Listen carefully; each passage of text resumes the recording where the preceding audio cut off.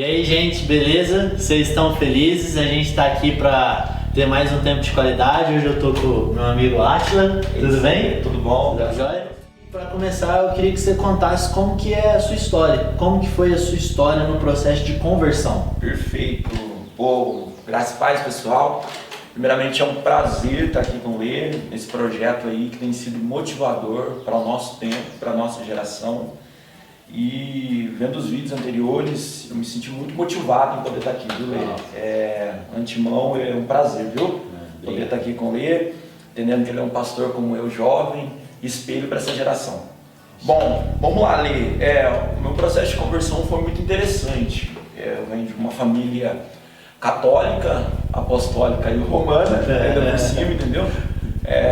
O tradicionalismo da minha família era muito interessante. A minha mãe sempre teve no coração que eu fizesse catecismo, que eu fizesse crisma, que eu viesse a ser alguém no âmbito da Igreja Católica.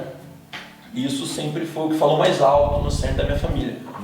Mas no decorrer dos meados do ano de 2004, 2005, a gente mudou para o bairro do Cavaco. Quando a gente mudou para lá, a gente se deparou com a Igreja Evangélica Assembleia de Deus chegando naquele ambiente. Era um ambiente muito hostil no momento, era um ambiente de muitos bares. No entanto, meu pai tinha um bar, uma mercearia lá, entendeu? Era um ambiente muito voltado à drogadição, era um ambiente muito voltado à prostituição e à bebida. Nesse inteirinho, o pastor Orlando Silva comprou um espaço e começou a fazer cultos naquele lugar.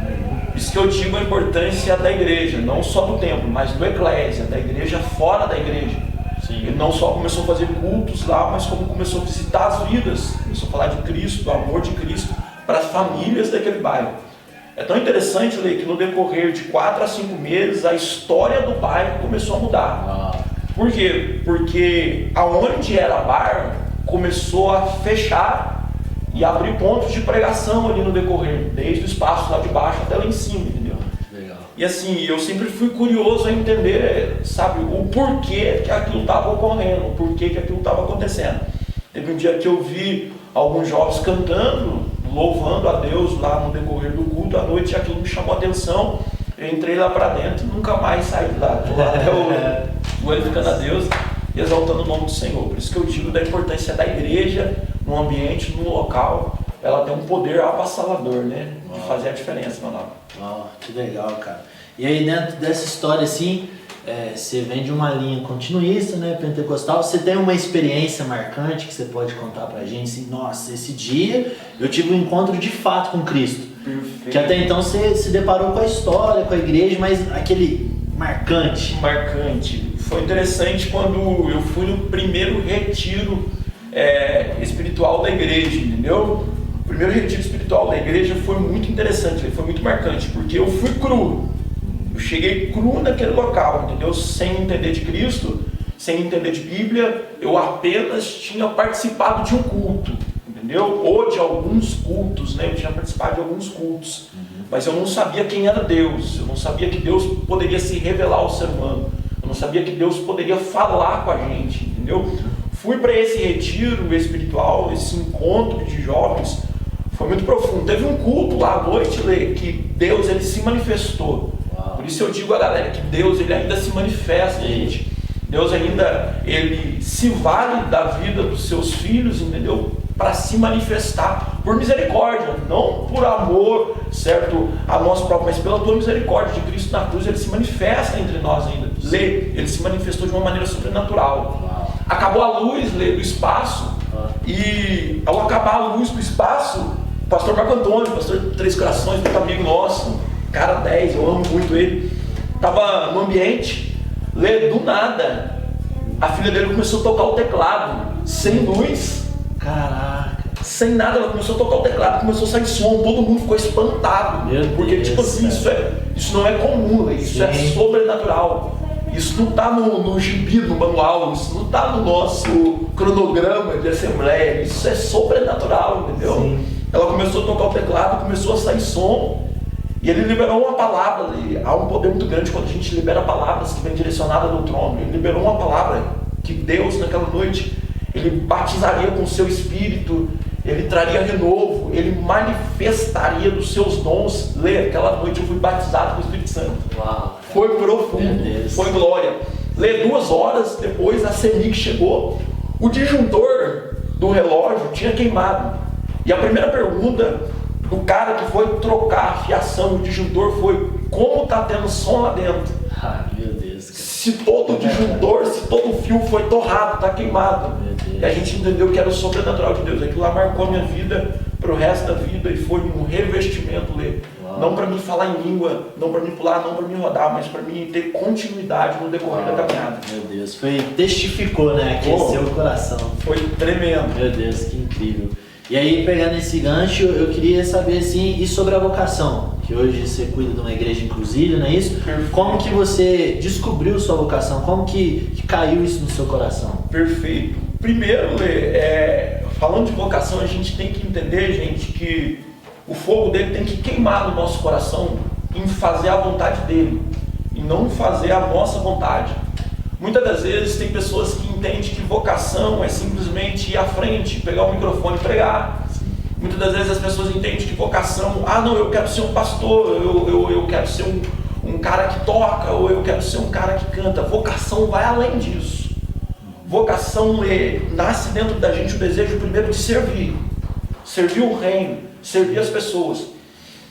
Um belo dia eu entendi, que eu poderia ser útil ao reino, que eu poderia servir as pessoas, que Deus havia me chamado não para ficar sentado no banco, não para ir numa igreja e ouvir uma pregação, ouvir um louvor, aquilo tocar na minha alma e eu voltar para minha casa e ficar com aquilo guardado dentro de mim, entendeu? Eu entendi que eu poderia me encher de Cristo e em algum determinado momento eu poderia me esvaziar, me doando para alguém, entendeu? Quando eu entendi isso, eu entendi que eu era vocacionado para o reino, não vocacionado para a instituição, não vocacionado para a assembleia onde eu me converti, não vocacionado para um pastorado que estava sobre a minha guarda, não, vocacionado para servir pessoas. Quando eu entendi que eu poderia pregar o evangelho e atrair pessoas para o reino, eu entendi que eu era vocacionado, entendeu? Eu entendi que eu poderia ser útil. E comecei, entendeu? Comecei liberando palavra na vida de um, liberando palavra na vida de outra. Vale a pena dizer que muitas das vezes eu fui influenciado pelo momento que a instituição vivia, entendeu? Querendo ou não, as instituições religiosas hoje, não a maioria, mas algumas delas, ela gera dentro da gente, não um desejo de servir o próximo, mas um desejo de querer ser alguém no degrau de escala. Você precisa ser obreiro, de obreiro você precisa ser diácono, de diácono você precisa ser presbítero, de presbítero você precisa ser pastor. E está aí o perigo. Quando a gente vai para dentro da instituição, o coração não está queimando e nasce na gente o desejo de querer crescer. Não há crescimento se não for na presença de Deus. E como eu te disse anteriormente, ao servir a Deus, o ministério vocacional está mais implicado em deixar as nossas vontades, em deixar o nosso ser e desaparecer, e deixar que Cristo apareça na nossa vida, do que muitas das vezes querer subir escala de degraus, entendeu? Aí eu entendi o que era vocação: servir o próximo, servir os irmãos. Eu achei muito legal essa palavra que você usou de ser útil.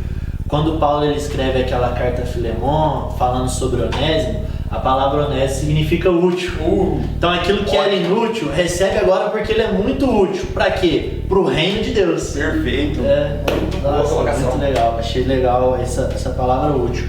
E aí dentro disso que você está exercendo, isso sempre existe um privilégio e um desafio. Eu queria que você pontuasse qual é o maior privilégio de poder ser útil e qual que é o maior desafio também, né? Perfeito, eu vou começando falando de privilégio. Eu quero ler um texto aqui, é bem rápido, é um versículo só, que vai estar na segunda carta de Paulo aos Coríntios. Segunda carta de Paulo aos Coríntios, capítulo 4, versículo 1. Olha ler o que é entender, cara, o que é privilégio para nós como cristãos. Paulo vai escrever no capítulo 4, versículo 1. Pelo que tendo esse ministério, segundo a misericórdia. Não é nada que a gente faz, é misericórdia ali.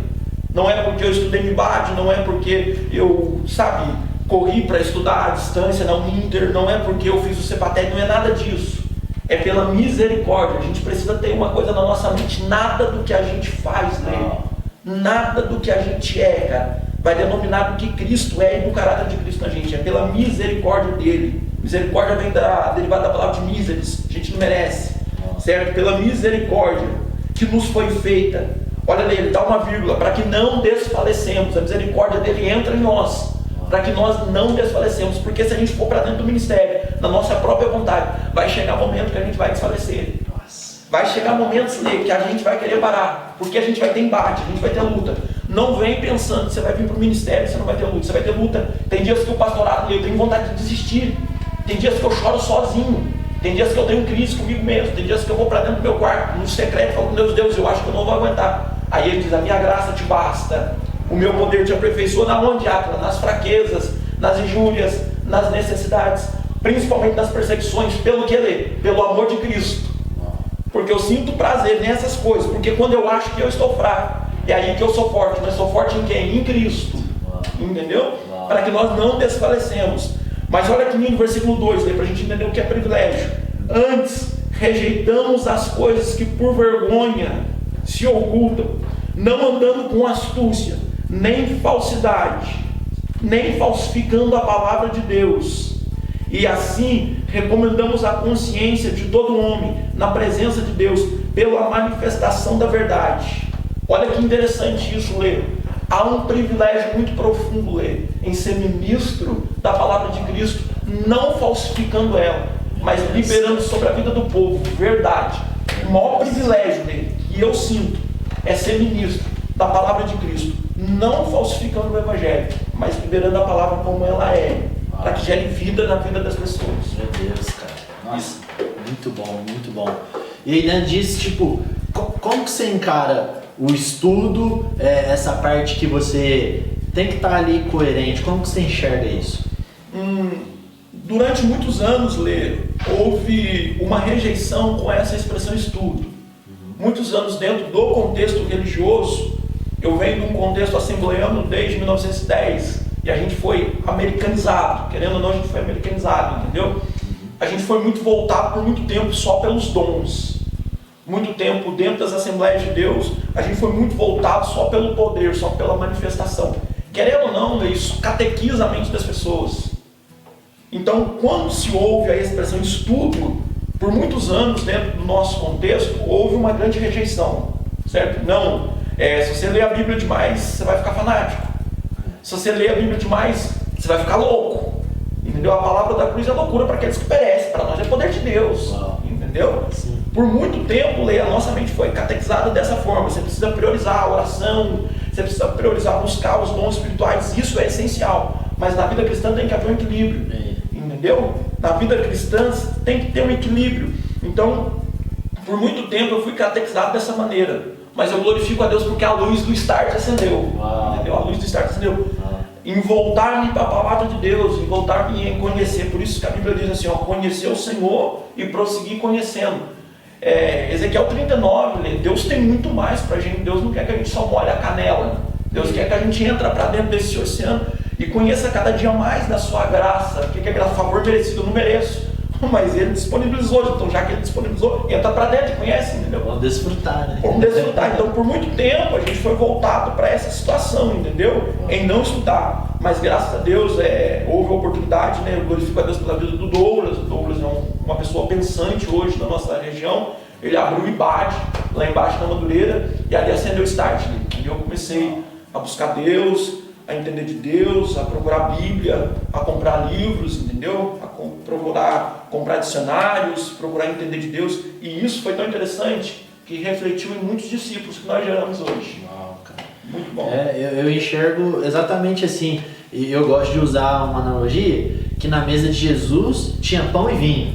Ótimo. Não era só pão e nem só vinho. E aí o vinho a gente pode falar como o toque do Espírito Santo, né? O mover, aquilo que aquece nosso coração. Mas o que nos alimenta é o pão, é a palavra. Muito bom. Então na mesa de Jesus tem pão e tem vinho. Tem vinho, muito bom. É os dois que a gente tem que andar. E aí nisso eu queria, já que a gente está falando sobre a Bíblia, um texto específico assim. Pô, esse texto é um texto que mexe comigo. Uma porção específica. Qual que seria? Muito bom, cara. Eu gosto muito de Filipenses. Sabe? Eu gosto muito da colocação de Paulo aos Filipenses, principalmente o capítulo 3. Tem pessoas que só pegam, sabe, o 3 e o 4, e eles só determinam aquela expressão assim, posso todas as coisas naquele que me fortalece. Eu vejo isso em para-choque de carro, eu vejo isso em traseiras, eu vejo isso Só que eu vejo Paulo dizendo assim, aprendi me a contentar com muito, mas também com um pouco.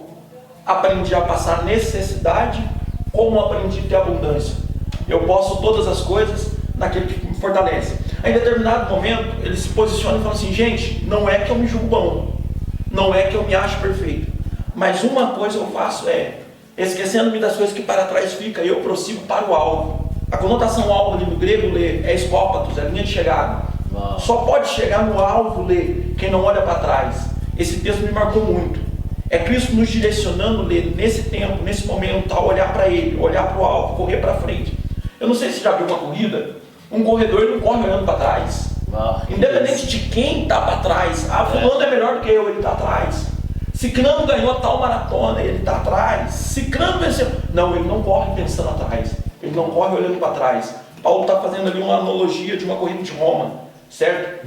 Ele está nos ensinando, em meio a essa caminhada, a olhar para frente. Em meio a essa caminhada, a olhar para Cristo. A gente só pode chegar no alvo ali, na linha de chegada, no reino de Cristo, a gente não olhar para trás. Isso marcou muito a minha vida. Uau. Marcou esse texto, marcou muito a minha caminhada, porque por muitas das vezes a gente é tentado em olhar para trás. Por muitas das vezes eu sou tentado a dizer assim, porque eu não continuei estudando. Sabe? Por que eu não continuei fazendo tal coisa? Por que eu não continuei focado na minha empresa? Por que eu não continuei, olha, eu estou me doando tanto ao reino de Cristo, por que eu não continuei? Não olha para trás, eu te chamei para isso. Eu te chamei para esse propósito. Olha para frente, olha para o alvo, olha para mim, porque eu tenho recompensa. E a maior recompensa não é terrena. A maior recompensa não é o carro do ano, não é a casa boa que eu posso ter. A maior recompensa não é o status terreno dentro do ministério que eu posso ter. A maior recompensa é o meu nome está no livro da vida. E naquele grande dia Cristo fala assim, vinde. Olha que coisa gloriosa, hoje a gente serve Ele. Naquele grande dia Ele vai nos servir. Olha que coisa gloriosa, vinde, amados meus, e possuí-vos o reino que foi preparado para vocês desde a fundação do século. Essa é a maior recompensa. Para isso, eu preciso olhar para frente. Eu preciso olhar para o alvo. Cara, muito bom. Acho que tem uns 20, 25 minutos que a gente está conversando aqui, estou dando para me alimentar muito. E aí eu queria falar com você assim, por que ser cristão? Por que você tomou essa decisão? Não no sentido da experiência que você teve, mas se você precisasse defender sua fé agora, falar assim, por que ser cristão? Por que ser cristão? Nos dias de hoje, entenda uma coisa, em um mundo que a gente vive hoje tão deturbado, em um mundo hoje tão complicado que a gente vive hoje, onde a maioria das pessoas não se define o que entendeu? Não acredita que existe um Deus Todo-Poderoso, não acredita que existe um Cristo ressurreto. Nós tomamos a posição como base em ser cristão, entendeu? Em defender o Evangelho de Cristo, em defender a palavra de Cristo, não só por experiências, certo? Espirituais que nós tomamos, não só por base, entendeu? Porque por muitas das vezes, nós como assembleanos, nós como pentecostais, nós defendemos a nossa fé por base de experiências, certo? Espirituais que nós tomamos, mas por base da palavra dele. Eu entendo, que esse aqui é o maior manual para as nossas vidas nos dias de hoje. E Billy Graham dizia que a Bíblia ela é mais atualizada do que o jornal que vai sair amanhã, certo? A Bíblia ela é mais real do que a notícia que vai sair no Jornal Nacional, no Jornal da Record, da SBT, que é amanhã. Então eu tomo por base, como regra de fé para a minha vida, a palavra de Deus, certo? Não experiência que eu tive, fui batizado, não experiência eu vi isso, não. Eu tomo como base para a minha vida, nos dias de hoje, a palavra de Deus. Ela é a minha regra de fé. Por que eu sou cristão, Porque eu fui para dentro deste livro e encontrei dentro deste livro, vontades pautadas, não a minha, não ao meu querer, mas vontades pontadas, diante a palavra de Deus, diante quem Cristo é, diante quem o Senhor é. Eu encontrei dentro desse livro, coisas profundas, e é impossível não navegar dentro dessa escritura e ver que tudo que está acontecendo está baseado aqui dentro. Meu Deus, cara. Muito bom. E aí, então, para a gente caminhar para o final, eu queria que você falasse assim, o que você tem recebido de Deus para os dias de agora. Tipo, qual que é a voz de Deus que você tem para agora? Isso que todo mundo está passando, assim, o que Deus tem comunicado com você para comunicar com o povo? Para o momento de agora, né? Eu entendo assim que tudo que está acontecendo no mundo, tudo que está ocorrendo agora, a Covid-19, esse momento do esfriamento do amor, esse momento tão conturbado da religião em si, entendeu? Eu entendo que é o prenúncio da volta de Cristo. O que Cristo tem comunicado ao meu coração não é lei que a gente vai ter um grande avivamento, não é lei que a gente vai... Não, é que Ele está voltando.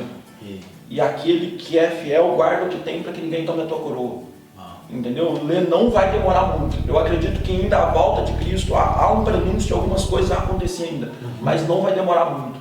A notícia que Deus tem comunicado muito no meu coração é que eu sou o Senhor dos senhores, eu estou no centro de tudo. A Covid foi um exemplo disso, Lê. Não existiu rico e pobre, não existiu branco e preto, não existiu grande, não existiu pequeno, mas existiu um Deus no centro de todas as coisas, dizendo à população terrena: opa, se alienta, há um Deus no céu, há um Deus que coordena tudo. Talvez o caminho que vocês estão tomando não é a minha vontade, não é o meu querer, entendeu? Então o que Deus tem muito comunicado no meu coração nessa última hora é concernente ao teu reino, é concernente à tua volta, é concernente que Cristo vai voltar e não vai demorar. Precisamos lavar nossas vestiduras no sangue do Cordeiro, precisamos estar voltados para o Senhor.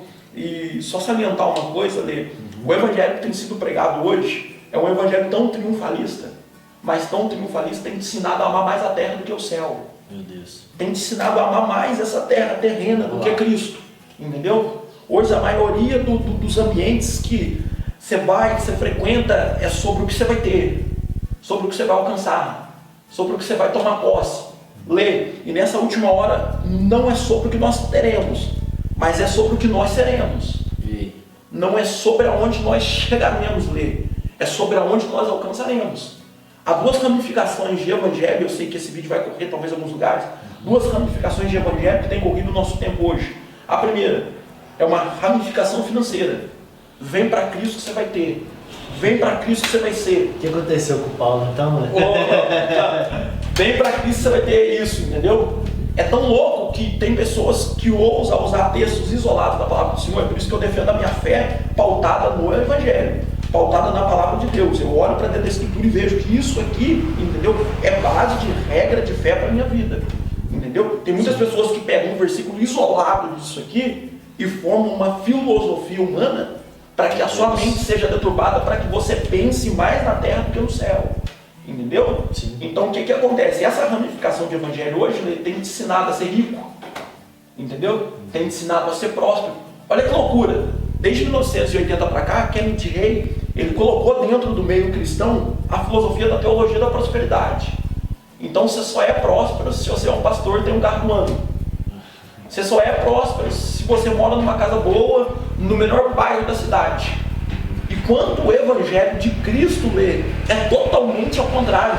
O evangelho de Cristo é: negue-se a si mesmo, toma cada dia a tua cruz e siga-me. Olha o diálogo de Jesus com Nicodemos. Quem é Nicodemos? É aquele cara que tem cadeira cativa dentro do sinédrio. Ele tem tanta vergonha que ele vai encontrar com Cristo num casebre de noite. Olha que loucura.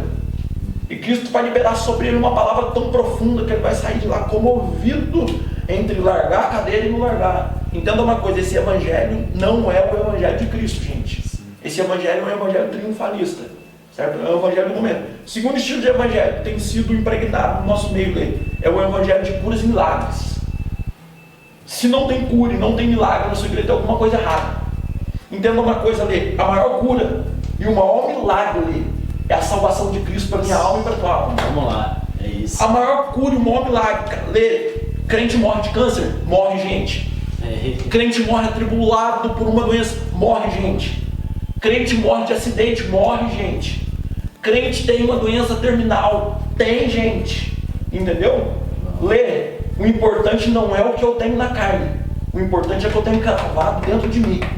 E isso é o passaporte que me carimba. Há momentos que ele diz assim: lá não haverá pranto, lá não haverá ranger de dente, lá não haverá dor, porque as primeiras coisas já são se passadas e tudo lá é novo. É isso que carimba a nossa vida. Se Cristo não te curar, ele continua sendo Cristo. Se Cristo não te levou a um patamar, Lê, que você esperava financeiro, ele continua sendo Deus. Gente, o evangelho não é sobre ter, Lê. O evangelho é sobre ser na presença de Deus.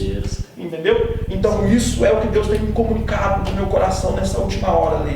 Sabe? Um evangelho genuíno, um evangelho verdadeiro, um evangelho a não amar essa terra, a não amar as coisas dessa terra, sabe? Mas amar a Cristo, o que vem sobre a nossa mão a gente glorifica a Deus, certo? O que não vier também a gente glorifica a Deus, porque aqui a gente é peregrino.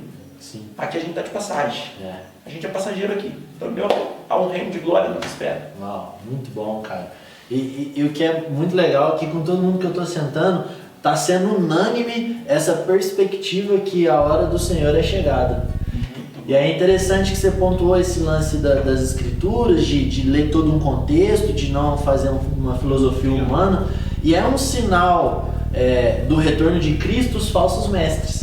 Justamente. Então não tem como eu não desafiar aquele que está me ouvindo a ir para as escrituras e aprender que eu posso todas as coisas do Senhor, quer padecendo, quer tendo, justamente. Mostrando por quê? Porque o sinal dos últimos dias é que falsos mestres vão vir. E um dos primeiros sinais dos falsos mestres, é ele fazer você acreditar que você pode todas as coisas nessa terra. Um dos primeiros sinais dos falsos mestres, ele não vai te confrontar.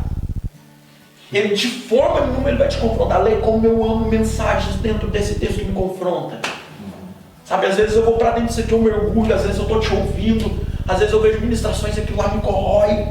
Me ensina a ser melhor hoje do que eu fui ontem. Me ensina a amar mais Deus hoje do que eu amei ontem. O primeiro sinal dos falsos mestres, desse falso evangelho, ele não te confronta, certo? Ele faz você pensar, certo, em situações tão amorosas para esse tempo, que você passa mais cara, você fala, pô, puxa vida, cara, esse é o cara de Deus. Quer sinal de um verdadeiro pastor, Lê? Quer sinal de um verdadeiro líder? É aquele que vai te confrontar a você ser melhor. Aquele que vai levar dentro da sua alma, sabe, o desejo de você ser melhor. Aquele que se aproxima de Cristo. Ah, meu querido, olha Pedro. Pedro é usado por Deus, cara. Ele olha para Cristo e Cristo fala, Pedro, quem te revelou isso aí não foi carne nem foi sangue, Pedro. Mas quem te revelou isso foi a glória de Deus, foi a presença de Deus. Aí Pedro se incha, fala, pô, cara, eu tô no contexto. Eu tô no momento. Esse é o tempo, cara. Aí Cristo começa a falar sobre padecer, sobre cruz, sobre anexe a si mesmo, sobre a vontade do Pai na vida dele. Pedro, não, de jeito nenhum, o Senhor não vai morrer, não. Se o Senhor morrer, eu vou junto, entendeu? O Senhor olha para ele e fala, para trás de mim, Satanás. Porque só pensaste nas coisas terrenas, não nas coisas do céu. Entendeu? Então o primeiro ponto de um líder, meu querido, ele não vai te confrontar, ele vai te ensinar a amar isso aqui. Isso não é o Evangelho. Isso não é o Evangelho. O Evangelho está muito em servir, sabe? Está muito em se dobrar diante das pessoas. Olha Cristo, rapaz, ele se dobra diante dos seus discípulos para lavar os pés. Aí ele olha para os seus discípulos, mas não, Senhor, vocês me dizem que eu sou Senhor, e eu sou, mas vos faço para dar um exemplo. Você já viu um Senhor lavar os pés de alguém? Oh, isso é exemplo para as nossas vidas. O Evangelho está muito pautado em servir o próximo, em liberar alguma coisa na vida do próximo. Está muito pautado mais sobre Cristo que sobre nós. Sim. É muito legal esse texto que você está falando aí de lavando os pés, que é interessante que era comum se lavar os pés, ninguém se prostrava na mesa não sendo lavar os pés. Só que é engraçado que todos os discípulos já estão na mesa e ninguém lavou os pés. Então todo mundo viu que tinha alguma coisa a ser feita, mas ninguém fez. Aí Jesus tirou a capa e falou, eu vou fazer. Ah não vem me limpar não. Olha, por que você não fez então? Justamente. Então eu vou te dar um exemplo. Justo. Faz, não importa quem você é, você tem que servir. Fazer, servir, entendeu? Então eu falei muito sobre servidão e há um confronto, né, Lê? A gente que é pastor novo, você é pastor novo, eu estou pastoreando novo também, há um confronto muito grande. Mas eu estou entendendo que Deus está dando uma oportunidade para a gente nesse tempo, Lê, de virar uma chave. Sim. Deus está dando uma oportunidade da gente gerar nas próximas gerações o que é de fato. Lê, nós estamos na 5ª corrida de bastão. Nós somos a 5ª geração de pregadores pentecostais desse tempo. Nós não podemos deixar o bastão cair. Nós estamos assim, Lê, ó, pega meu óculos. Nós estamos assim, ó, e você vai passar para outro. Entendeu? Nós recebemos da geração passada, por mais que tinha alguns dogmas religiosos, mas nós recebemos de uma geração passada uma igreja sarada. Os nossos pais não teve a oportunidade que a gente tem, Lê. Não houve na cultura dos nossos pais, do tempo deles, a oportunidade de sentar, bater um diálogo, gravar um vídeo, entendeu? O acesso ao ensino hoje nosso é tão profundo. Hoje a gente tem livros a R$ 9,90, hoje a gente tem livros a R$ 29,90, hoje a gente compra um compêndio, aí pra gente conhecer mais de Deus, a 100, a 150 reais, os nossos pais não teve isso, Lê, mas eles nos passaram o bastão. É isso, cara. Eles nos passaram o bastão. Lê, se nós nos calarmos diante desse evangelho, diante dessa situação que está ocorrendo agora, não haverá igreja no futuro. A igreja que chegará no futuro, Lê, chegará uma igreja doente, chegará uma igreja sem propósito, chegará uma geração que não entenderá de Deus, chegará um povo, sabe, sem cultura de quem é Deus. Então Deus está nos dando a oportunidade de virar essa chave, para que passamos para a próxima geração. Um evangelho sarado, um evangelho pautado nas escrituras, um evangelho, sabe, influenciador, porque o evangelho ele tem que influenciar. Paulo, onde chegava, ele influenciava. Você lembra ele falando no Areópago? Meu Deus, só para grego, só para filósofo, irmão. Mas ele chegou lá e ele influenciou aquele povo. Ele chegou lá, todo povo, não, mas eu conheço Deus tal, eu conheço Deus tal. Ele falou assim, eu quero vos falar de um Deus desconhecido. Eu vi o altar dele ali, entendeu? Os caras, pô, cara, esse cara tem alguma coisa para nos influenciar. Influenciou todo o contexto ali grego, entendeu? Então Deus está dando para a gente ler a oportunidade de a gente ensinar as nossas igrejas um evangelho real, um evangelho verdadeiro, um evangelho das escrituras. Foi bem legal isso que você falou sobre o legado e tal, porque ao mesmo momento que nós estamos experimentando algo novo, mas é baseado no legado que foi entregue. Justamente. E eu tive uma experiência legal na consagração pastoral. Meu pai veio, me abraçou e falou assim, aproveita essa oportunidade que eu não tive. E aí eu respondi para ele, só existe essa oportunidade porque um dia o Senhor me entregou o evangelho. Rapaz, que coisa. Então ele entrega e aí existe um privilégio e eu, por esse privilégio, trabalho dobrado para que a próxima geração seja melhor do que a gente. Lindo, lindo as suas palavras. Só existe esse privilégio porque o Senhor me entregou o evangelho. Agora pensa bem, o evangelho chegou até o seu pai instituiu um legado e passou esse legado para você. Olha que doideira dele, olha que loucura. Pensa bem se você não leva esse legado a sério.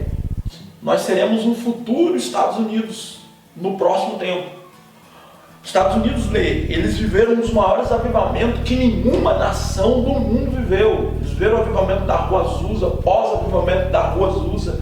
Entendeu? Você vê Daniel Darwin chega ao Brasil depois de um avivamento desse. Eles saem do país dele, prova do avivamento, chega no Brasil. O evangelho chegou até nós. Agora, se você olhar para uma ótica para os Estados Unidos nos dias de hoje, a igreja está definhando. Aí tem teólogos liberais que dizem assim, mas as portas do inferno não prevalecerão contra a minha igreja. Espera aí, Lê, que igreja é essa? Que evangelho é esse que a Bíblia está falando? É um evangelho pautado nas escrituras. É um evangelho pautado na palavra de Deus. A primeira vez que a palavra igreja aparece é nesse contexto. Entendeu? As portas do inferno não prevalecerão contra a minha igreja. Mas que contexto é esse? É o momento que Cristo tira os discípulos de dentro de Jerusalém. Olha o que é igreja. Igreja não é dentro da igreja. Igreja é o eclésias, fora da igreja. Cristo tira os discípulos fora do contexto religioso, leva ele entre os portões de Filipos de Cesareia, e ali eles estão em dúvida de quem é Cristo. Pedro recebe a revelação e Cristo libera a palavra. Entendeu? As portas do inferno não prevalecem contra a minha igreja, mas essa igreja tem que estar instituída nele. E ele é João 1, o verbo encarnado, certo? Que habitou entre nós. Que verbo é esse, Léo? É palavra. Se não houver palavra para essa geração, não vai existir geração futura. Não vai ter, Léo. Muito bom. E é interessante que às vezes a gente fala assim, nossa, nós somos a geração de João Batista, vamos preparar o caminho do Senhor. Eu creio piamente nisso. Só que o reino de Deus, ele começou com uma pregação, arrependei-vos. Ótimo. Aí Jesus vem, o reino de Deus está próximo, arrependei-vos. Então as duas vezes que o reino de Deus vai começar, a primeira mensagem é arrependei-vos. Eu posso falar uma coisa aqui, né, nesse momento, bem curta? Tem pessoas que pensam assim, Atila, nós estamos prestes a viver um avivamento. Eu sempre gosto de pegar a palavra na ramificação dela. O que é avivamento? Avivamento é tornar-se mais vivo. Aí eu pergunto a pessoa assim, mas que estilo de avivamento? Atila, haverá sobre nós muito fogo de Deus. Aí você vai ver que fogo de Deus é esse? Haverá muito batismo com o Espírito Santo, muita língua, muita profecia, muitos dons. Avivamento não é isso. Avivamento nunca foi isso ali. Avivamento é quando eu nego a mim mesmo. Eu arrependo dos meus caminhos. A conversão quer dar meia volta, entra dentro de mim e as lágrimas começam a rolar nos meus olhos. O maior avivamento Não é o quanto eu pulo, não é o quanto eu grito, não é o quanto eu falo língua estranha, mas é o quanto eu choro na presença dele. E é o quanto eu me arrependo todo dia dos meus pecados. Gente, eu como pastor, nós arrependemos todo dia, nós precisamos se arrepender todo dia. Há uma cultura assim, não, você é pastor, você é engravatado, você é o cara. Que é isso, gente? Eu sou o mais dos miseráveis pecadores entre todo mundo. E se eu não me arrepender todo dia, eu não provo de avivamento. Nossa, eu acho que esse é o fundamento, não tem que falar mais nada, cara. Mais nada. Fechou com chave de ouro. Não tem o que falar. Então, se tem alguma coisa que você pode carregar desse vídeo, é arrependa-se. Beleza? Então, é isso, pessoal. A gente está muito feliz de você estar acompanhando. Então, deixe seu comentário aí. E muito obrigado, viu? Que isso, eu que agradeço, viu? Obrigado. Obrigado por essa oportunidade. Falou!